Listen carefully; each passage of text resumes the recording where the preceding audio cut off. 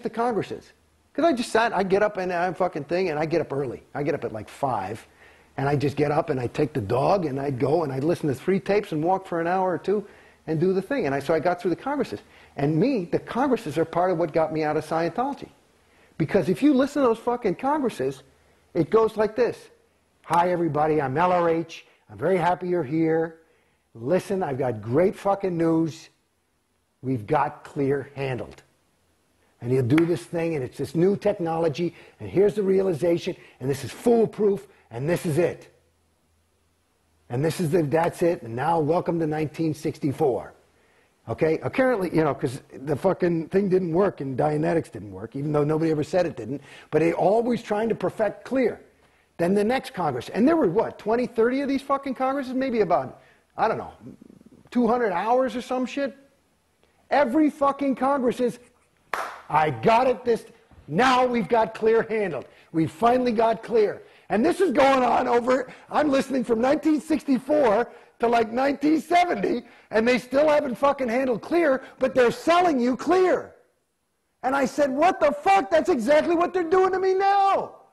I said, what the fuck? And I went back to it, and I'm talking to Dave Pettit, who's the head of CC, who now is handling my case personally.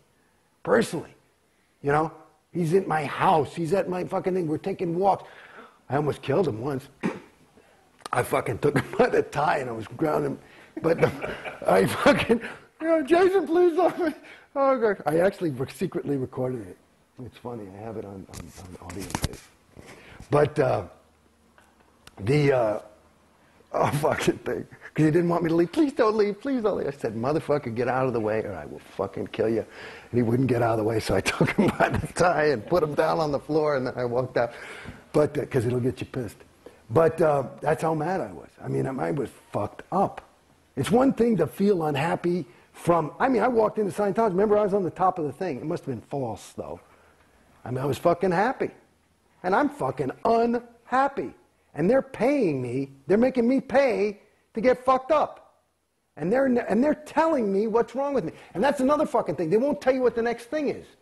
And I'm like, yeah, believe me, it's good. So you got to fucking buy the thing for 50 G's a pop or whatever.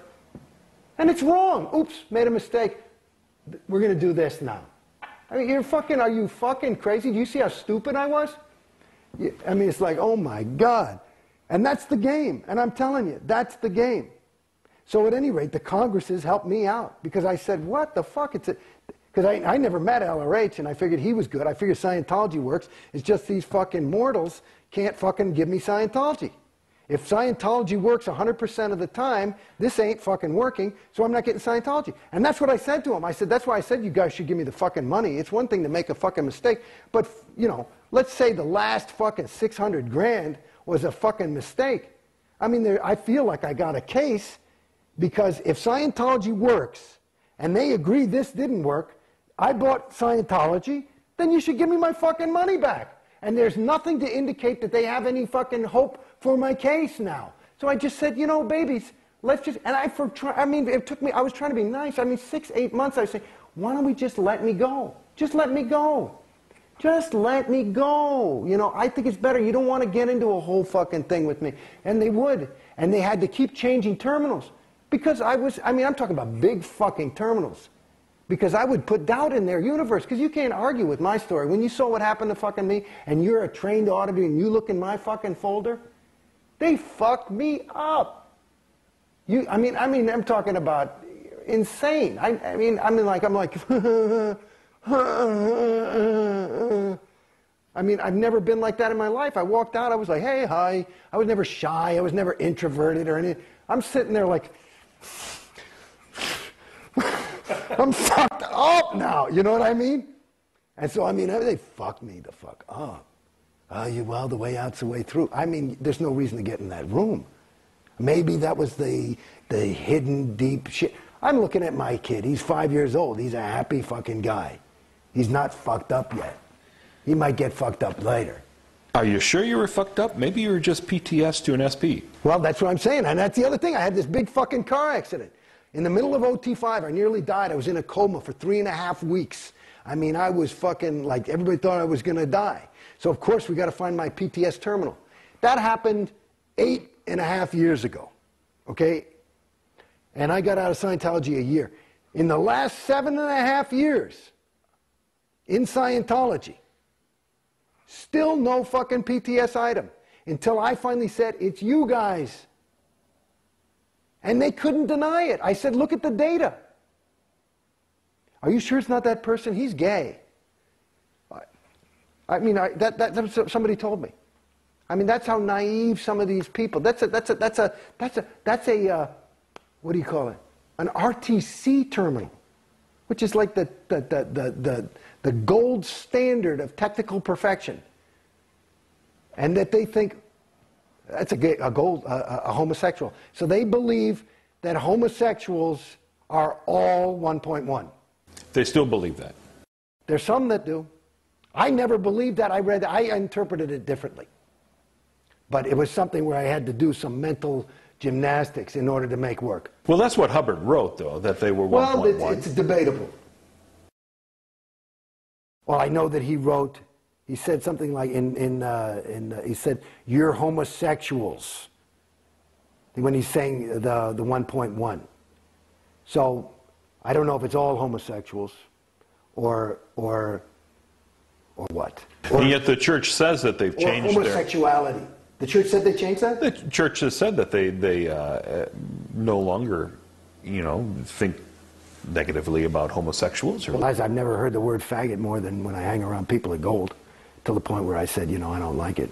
My brother's gay, and he sure ain't 1.1. I got great friends of mine that are gay. You're telling me Leonardo da Vinci is 1.1? I don't think so.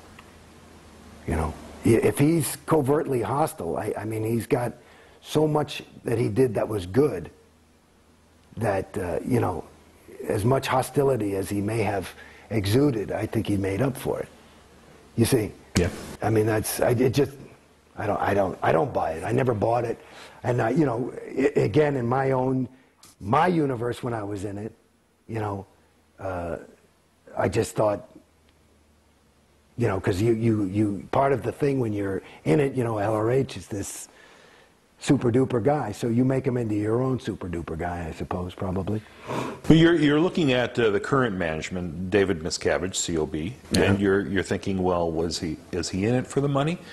What's your view of L. Ron Hubbard now? Well, again, I don't have all the data. I read some of the books that are out that are critical, Barefaced Messiah and Madman or Magician or whatever it was. Madman or Messiah. Right, that one, mate, and Piece of Blue Sky. Piece of Blue Sky. And then there's stories. I think that so I don't know if all that's true, but it's consistent. One of the ways for me that I can detect whether something is true or false is for inconsistencies. You say the guy, wore blue shoes, and here's a picture of him in red shoes. So I never saw anything inconsistent. But I didn't see it with my own eyes. But there's the person seemed reliable. But again, here I am, I'm just pulling out of this thing, and I thought LRH was reliable. And I don't. I don't think so now. I mean, I look, and the whole death and the death certificate and all this stuff, it's hard to argue with. It seemed like he was, and his kids, like my wife is. My wife is an interesting person to talk to as well, because she's class 5 OT5, or class 4 OT5, and but she's like one of those people. She could probably do heroin for a year and then just say, oh, you know what, it's making me too skinny, and just put it down. You know what I mean? She's not a person, and she was, everybody loved her. A lot of, she was Jason Beghe's wife to some degree over there, but she's a remarkable person in her own right, and one of the ways is that she just doesn't. She's one of those people you just can't brainwash. So when she got out, it was kind of like, that's it. She just, she didn't even talk. I mean, it was like, I said, honey, I'm thinking about doing this. I think she was like, okay, fine, whatever.